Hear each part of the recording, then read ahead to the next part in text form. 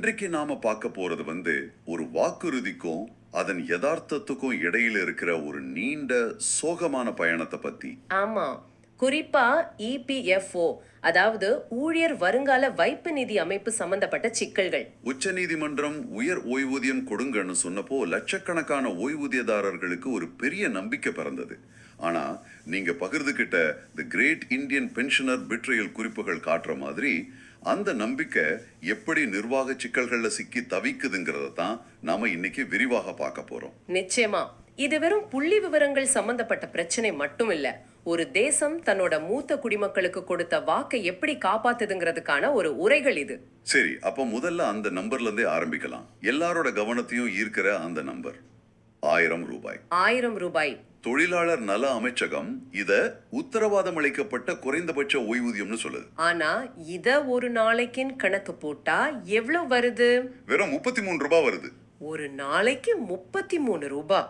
இத அரசாங்கம் சமூக பாதுகாப்புன்னு சொல்றதுதான் இங்க இருக்கிற முரண்பாடு. ஆமா, இந்த வார்த்தைக்கு அர்த்தம் இல்லாம போகுது இல்லையா? 2026ல ஒரு கப்பு டீயோட விலை என்னவா இருக்கும்னு நீங்க யோசிச்சு பாருங்க. இந்த தொகையை வச்சுக்கிட்டு ஒருத்தரால மருத்துவ செலவுகளையோ இல்ல வீட்டு வாடகையோ நினைச்சு கூட பார்க்க முடியாது. உங்க குறிப்புகள்ல சொல்ற மாதிரி இது பாதுகாப்பு இல்ல, இது ஒரு அவமானம்னு தான் பல ஓய்வூதியதாரர்கள் நினைக்கிறாங்க. உண்மை. சரி, இது ஒரு பக்கம் இருக்கட்டும். இப்ப அந்த கதையோட அடுத்த கட்டத்துக்கு வருவோம். நவம்பர் 2022. உச்ச நீதிமன்றத்தோட அந்த வரலாற்று சிறப்பு மிக்க தீர்ப்பு. ஆமா, உயர் ஊதியத்தில் ஓய்வூதியம் வழங்க சொல்லி ஒரு தீர்ப்பை கொடுக்குது. இது பல வருஷமா போராடினவங்களுக்கு கிடைச்ச ஒரு பெரிய வெற்றி.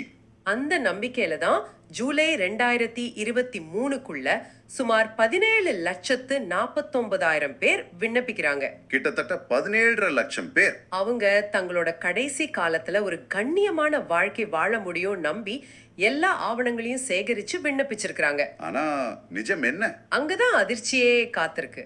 2025ஆம் வருஷம் தொடங்க வரைக்கும் அந்த 17 லட்சம் பேர்ல வெறும் 21,855 பேருக்கு மட்டும்தான் ஓய்வூதிய பணம் செலுத்தும் ஆணை கொடுத்திருக்காங்க. இருங்க, 17 லட்சம் பேர்ல வெறும் 21,000 பேரா? ஆமா, இது விண்ணப்பிச்சவங்கள வெறும் 1.2% தான். 1.2%? உங்க குறிப்புல ரொம்ப கிண்டலா ஒண்ணு சொல்லியிருக்காங்க. இதே வேகத்துல போனா எல்லா விண்ணப்பத்தையும் பரிசீலிச்சு முடிக்க 2150ஆம் வருஷம் ஆயிடுமா? ஒரு நிமிஷம், 2150?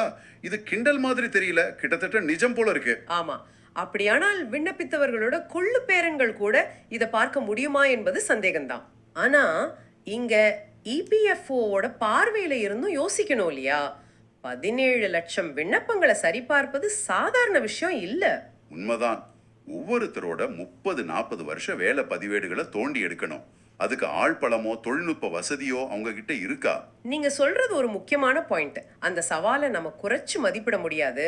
ஆனா உச்ச நீதிமன்றம் தீர்ப்பு சொல்லி ஒரு வருஷத்துக்கு மேல ஆகியும் வெறும் 1.2% தான் முடிச்சிருக்காங்கன்னா இது வெறும் ஆள் பற்றாக்குறை பிரச்சனை இல்லைன்னு சொல்றீங்க? ஆமா, இது ஒரு அமைப்பு ரீதியான தோல்வி. ஒரு தீர்ப்பை அமல்படுத்த தேவையான திட்டமிடல், தொழில்நுட்ப மேம்பாடு, செயல்முறை எளிமைப்படுத்துதல்னு எதுவுமே நடக்கலைங்கிறத தான் இது காட்டுது. அப்போ இது ஒரு சாதாரண நிர்வாக தாமதம் இல்ல? இல்லவே இல்ல. இது அந்த அமைப்பின் மீதான நம்பிக்கையே கேள்விக்குறியாக்குது. சரி, அந்த 1.2% பேருக்கு கிடைக்கிற உயர ஓய்வூதியத்தாவது சரியா கணக்கு போடுறாங்களா? அதுலயும் ஒரு சிக்கல் இருக்குன்னு உங்க குறிப்பு சொல்லுது. ஆமா, ப்ரோராட்டா அப்படிங்கிற ஒரு முறையை பயன்படுத்துறாங்க. ப்ரோராட்டா? அது நியாயமானது, எல்லாரையும் சமமா நடத்துதுன்னு சொல்றாங்களாமே, அது என்னன்னு கொஞ்சம் விளக்க முடியுமா? நிச்சயமா. ப்ரோராட்டாங்கிறது ஒரு விகிதாச்சார முறை. உதாரணத்துக்கு ஒருத்தர் 30 வருஷம் வேலை செஞ்சிருக்காருன்னு வச்சுப்போம். சரி.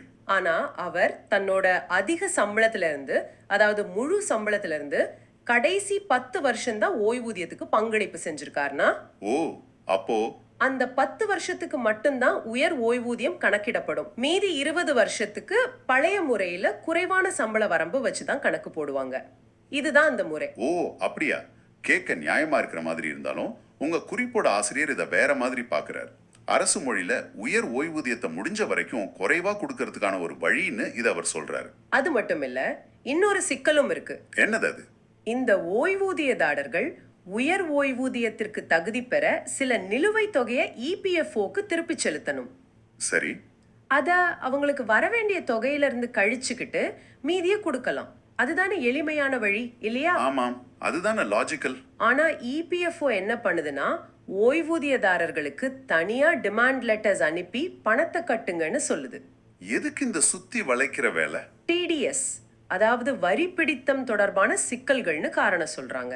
இதுதான் புரியல. ஒரு பக்கம் மக்களுக்கு பணம் கொடுக்கறதுல வருஷக்கணக்கில் தாமதம், ஆனா அவங்க கிட்ட இருந்து பணத்தை வசூல் பண்றதுக்கு மட்டும் உடனே கடிதம் போறாங்க.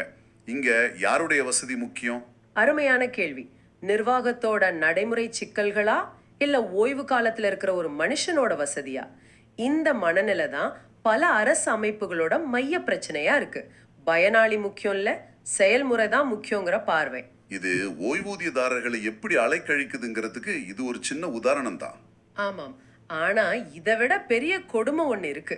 ஒரு பக்கம் தங்களுக்கு வரவேண்டிய பணத்தை பெறவே இவ்வளவு போராட்டம், இன்னொரு பக்கம் தாங்கள் உயிரோட இருக்கோன்னு நிரூபிக்கிறதே பல லட்சம் பேருக்கு பெரும்பாடா மாறி இருக்கு. நீங்க அதைத்தான் சொல்றீங்கன்னு நினைக்கிறேன். அதேதான் இந்த டிஜிட்டல் உயிர்வாழ் சான்றிதழ் பிரச்சனை. சொல்லுங்க. ஓய்வூதியதாரர்கள் ஒவ்வொரு வருஷமும் தாங்கள் உயிரோட தான் இருக்கோன்னு ஒரு சான்றிதழ் கொடுக்கணும். இதை எளிமையாக்கத்தான் டிஜிட்டல் லைஃப் சர்டிபிகேட் முறையை கொண்டு வந்தாங்க. சரி, ஆனா தொழில்நுட்பம் என்ன செஞ்சிருக்கு? இபிஎஃப்ஓ வெளியிட்ட ஒரு சுற்றறிக்கைப்படி சுமார் 4,49,288 உயிர்வாழ் சான்றிதழ்கள் 3 வருஷத்துக்கும் மேல நிலுவையில இருக்காம். என்னது, 4.5 லட்சம் பேரா? நம்பவே முடியல. அப்போ அவங்களுக்கெல்லாம் ஓய்வூதியம் நிறுத்தப்பட்டிருக்கு. அவங்க அத்தனை பேரோட ஓய்வூதியமும் நிறுத்தப்பட்டிருக்கு. ஐயோ பாவம். இப்போ இந்த தப்பை சரி செய்ய இபிஎஃப்ஓ ஒரு சிறப்பு இயக்கத்தை நடத்துறாங்களாம். சிறப்பு இயக்கமா? என்ன பண்ண போறாங்க? புதுசா வேலைக்கு எடுத்த உதவியாளர்களை வீடு வீடா அனுப்பி அந்த ஓய்வூதியதாரர்கள் உண்மையிலேயே உயிரோட இருக்காங்களான்னு தேட போறாங்களாம். என்னது, டிஜிட்டல் முறையில சரிபார்க்க முடியலன்னு இப்போ மனுஷங்களை அனுப்பி தேடுதல் வேட்டை நடத்துறாங்களா? இது என்ன மாதிரியான டிஜிட்டல் இந்தியா? இதுதான் டிஜிட்டல் ஆளுகையில இருக்கிற மிகப்பெரிய முரண்பாடு. செயல்திறனுக்காகவும் இயல்பைக்காகவும் கொண்டு வந்த ஒரு டிஜிட்டல் சிஸ்டம் லட்சக்கணக்கான மக்களுக்கு பிரச்சனையை உருவாக்கி கடைசியில அதை சரி செய்ய ஆள்பலம் தேவைப்படுது. இது ரொம்பவே விசித்திரமா இருக்கே. நீங்க யோசிச்சு பாருங்களேன். ஒரு பக்கம் உச்சநீதிமன்ற உத்தரவை செயல்படுத்த தொழில்நுட்பம் இல்லைன்னு தாமதிக்கிறாங்க. இன்னொரு பக்கம் ஏற்கனவே இருக்கிற ஓய்வூதியதாரர்கள் உயிரோட இருக்காங்களான்னு உறுதிப்படுத்த உருவாக்குன தொழில்நுட்பமும் படுதோல்வி. நீங்க கொடுத்த குறிப்புகள் காட்டுற மாதிரி இது தனித்தனி பிரச்சனைகள் இல்ல. ஆமாம், இது ஒரே அமைப்பின் நிர்வாக திறமையின்மையையும் தொழில்நுட்ப தோல்வியையும் காட்டுது. 4.5 லட்சம் பேர், இது வெறும் நம்பர் இல்ல. ஒவ்வொரு எண்ணுக்கும் பின்னாலேயும் ஒரு குடும்பம் இருக்கு, அவங்களோட மருத்துவ செலவுகள், வீட்டு தேவைகள் இருக்கு. ஒரு டிஜிட்டல் கோளாறுக்காக இத்தனை பேருடைய வாழ்வாதாரத்தை 3 வருஷமா நிறுத்தி வைக்கிறதுங்கிறது நினைச்சு கூட பார்க்க முடியாத கொடுமை. சரிதான். இந்த தொடர் சிக்கல்களோட விளைவு என்னவா இருக்கும்? மக்கள் அமைதியா இருப்பாங்களா? இருக்க மாட்டாங்க. அதனோட வெளிப்பாடு தான் போராட்டங்கள். ஆமா, குழு நேஷனல் ஆஜிடேஷன் கமிட்டி அவங்க இபிஎஃப்ஓ தலைமையகம் முன்னாடி ஒரு மாபெரும் போராட்டத்தை நடத்தினதா ஒரு குறிப்பு சொல்லுது. வெறும் கடிதங்கள் மூலமாவோ விண்ணப்பங்கள் மூலமாவோ தீர்வு கிடைக்காதப்போ மக்கள் தெருவுக்கு வர வேண்டிய கட்டாயம் ஏற்படுது. அவங்களோட கோரிக்கைகள் ரொம்ப தெளிவா இருக்கு இல்லையா? ஆமா, ரொம்ப நேரடியான கோரிக்கைகள். ஒன்று, அந்த குறைந்தபட்ச மாத ஓய்வூதியத்தை 1000 ரூபாயிலிருந்து 7500 உயர்த்தணும். 700. 2, முழு அகவிலைப்படி, அதாவது டியர்னஸ் அலவன்ஸை திரும்பவும் கொடுக்கணும். 3வதா, வாக்குறுதி கொடுத்த மாதிரி மருத்துவ பலன்களை செயல்படுத்தணும். இந்த கோரிக்கைகள் எல்லாமே ஒருத்தர் தன்னோட வயதான காலத்துல கண்ணியமா வாழ்றதுக்கான அடிப்படை தேவைகள் தான். அந்த குழுவோட தலைவர் சொல்ற ஒரு விஷயம் மனசுல ஆழமா பதியுது. உச்ச நீதிமன்றமே தீர்ப்பு வழங்கியும் லட்சக்கணக்கானோருக்கு நீதி எட்டாக்கணியாகவே இருக்குன்னு அவர் சொல்றார். இது ஒரு பக்கம். ஆனா இன்னொரு பக்கம் அமைப்பு என்ன சொல்லுது? நாங்க 5 கோடி கோரிக்கைகளை தானியங்க முறையில தீர்த்துட்டோம்னு பெருமையா அறிக்கை விடுது. இதைத்தான் நம்ம பெரிய சித்திரமா பார்க்கணும். ஒரு பக்கம் இபிஎஃப்ஓ தங்களோட செயல்திறனை காட்ட கோடிக்கணக்கான கோரிக்கைகளை தீர்த்துட்டோன்னு புள்ளி விவரம் சொல்லுது. மறுபக்கம் ஓய்வூதியதாரர்கள் தங்களோட அடிப்படை வாழ்வாதாரத்துக்காகவும் சட்டப்பூர்வ உரிமைக்காகவும் தெருவில் நின்று போராடுறாங்க.